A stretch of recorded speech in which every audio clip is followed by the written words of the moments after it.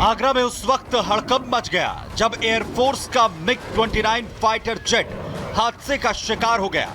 आसमान में आग का गोला बना फाइटर जेट MiG-29 ग्वालियर से टेस्ट फ्लाइट के लिए निकला था, जो कागारोल के सोगा गांव में चंद सेकंड में ही जमीन पर आ गिरा।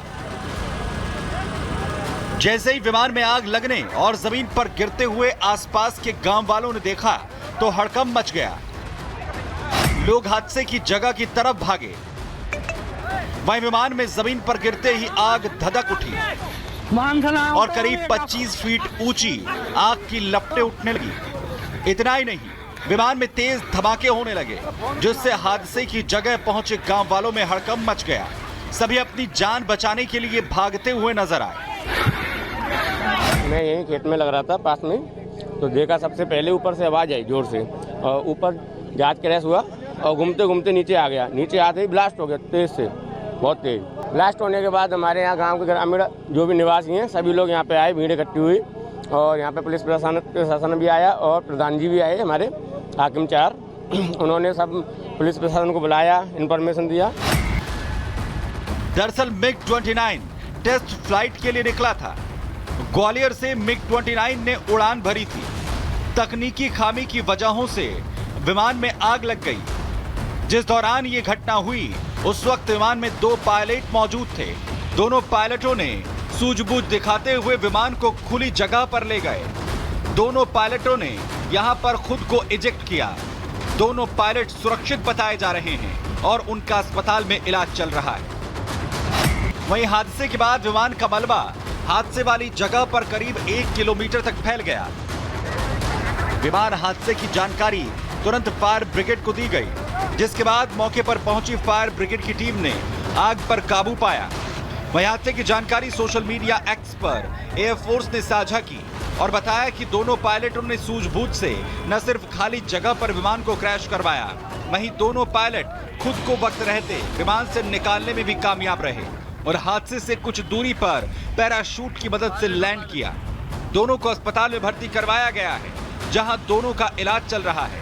हालांकि हादसे की वजह का अभी तक भी पता नहीं चल पाया है, जिसके लिए जांच के आदेश दिए गए हैं। वहीं MiG-29 बेहद शक्तिशाली विमानों में से एक है। दरअसल दुश्मन के विमान को देखकर 5 मिनट में टेक ऑफ करने की क्षमता MiG-29 में है। ये 2445 किलोमीटर प्रति घंटे की रफ्तार भर सकता है। 1430 किलोमीटर तक दुश्मन को मार गिराने में सक्षम है। 18,000 किलोग्राम वेट कैरी करने की क्षमता MiG-29 में है। एक बार उड़ान भरने के बाद ये 2000 किलोमीटर से भी ज्यादा की उड़ान भर सकता है। 1984 में रूस में निर्माण इसका किया गया था, जिसके बाद लगातार इसे अपग्रेड किया गया है। MiG-29 ने करगिल में भी 15,000 फीट की ऊंचाई पर पाकिस्तान की चौकियों को ध्वस्त कर दिया था। हालांकि MiG-29 भारत के काफी एडवांस फाइटर जेट में से एक है, लेकिन पिछले कुछ वक्त में जिस तरीके से इसमें हादसे हुए हैं, तब से लगातार इसे लेकर सवाल उठ रहे हैं। साथ ही इस हादसे को लेकर भी जांच के आदेश दे दिए गए हैं। Bureau report, Republic Bharat.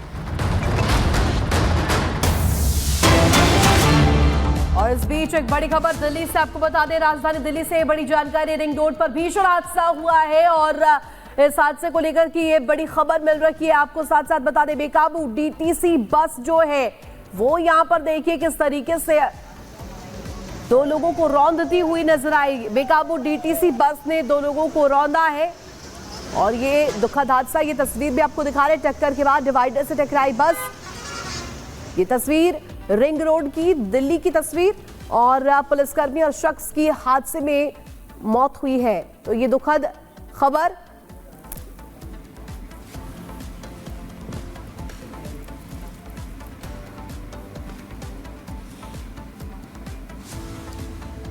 और चलिए आगे बढ़ते हैं। 2 मिनट में दुनिया के जरिए दुनिया भर की तमाम बड़ी खबरें अब आप तक पहुंचाएंगे।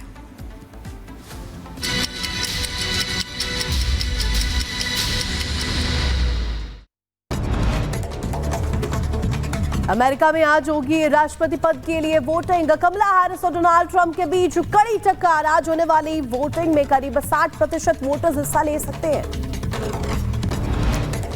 कनाडा में मंदिर पर हमले को लेकर सड़क पर हिंदू संगठन ने किया विरोध। जय श्री राम के लगाए नारे।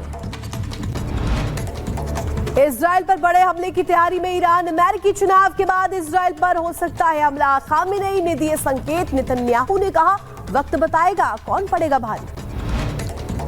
इजराइल ने लेबनान की राजधानी बेरूत में बरसाए बम। लेबनान का दावा है कि पिछले 13 महीनों में 13,000 से ज्यादा लोगों की जान चली गई। लेबनान में इजराइल का भीषण हमला। इजराइल सेना ने लेबनान के मिस अज जबल गांव में तबाह किया। हिजबुल्लाह ने गांव को बनाया था ठिकाना। लेबनान में इजरायली सेना का ग्राउंड ऑपरेशन जारी। इजरायली सेना ने ग्राउंड ऑपरेशन का वीडियो किया जारी। और वही स्पेन में मूसलाधार बारिश के बाद आई बाढ़ ने मचाई तबाही। अब तक 217 लोगों की हुई मौत। भारी बारिश में बार्सिलोना एयरपोर्ट डूबा। पुर्तगाल में दिखा तूफान का कहर। तूफान बारिश के बाद सड़कों पर आया सैलाब। चारों तरफ पानी का कब्जा। लुवियास में भी दिखा पैटी तूफान का असर। बारिश के बाद कई जगहों पर आई बाढ़। उफान पर नदियां और नाले। मॉस्को में राष्ट्रपति पुतिन ने उत्तर कोरिया के राजनयिक चोई से मुलाकात की। उत्तर कोरिया से यूक्रेन के खिलाफ लड़ने के लिए रूस में 10,000 सैनिकों को तैनात किया गया। बिल्कुल, चीन हमेशा लाल आंखें दिखाता था, लेकिन अब चीन को समझ आ चुका है कि ये भारत जो है वो बदलते दौर का भारत है और ये वो भारत नहीं जो पीछे हट जाएगा। इसलिए चीन अब पीछे हट चुका है और चीन की हेकड़ी निकल चुकी है। इस रिपोर्ट को आप देखिए।